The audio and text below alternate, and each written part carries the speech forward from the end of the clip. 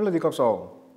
Em augustus 2020, o governo de Corsol ha dado encargo na Project Management Organization, PMO, de refineria de Corsol, RDK, para mais encaminar trajecto transparente e objetivo para chegar a operador que pode manejar e operar as facilidades petroleras. De maneira já anunciada na comunidade, dia 18 de dezembro último, RDK a recebido a proposição obrigatória de candidato a participar no processo.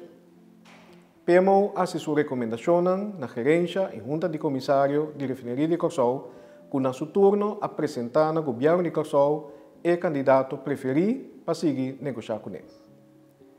Já mais último 5 de janeiro, de Conselho de Ministros extraordinário, o governo a receber informação extensa de refineria de Corsol tocante ao processo com a cana, e análise com a RASI e a escolha de companhia que sigue negociar com ele.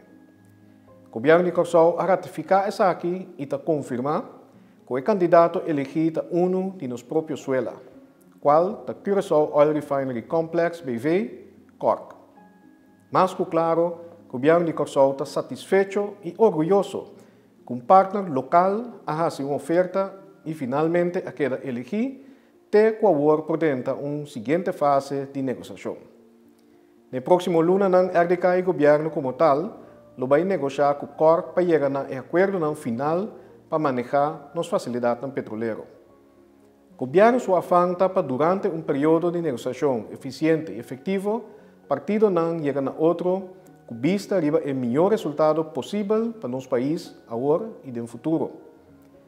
Banda de continuação e modernização de nossa refineria no futuro cercano, o governo de Corsol, junto com o RDK, também a iniciar diferentes trajetos para diversificar o uso de nossas facilidades petroleras e terreno de manejo de RDK, riba qual atualmente não tem facilidade petrolera.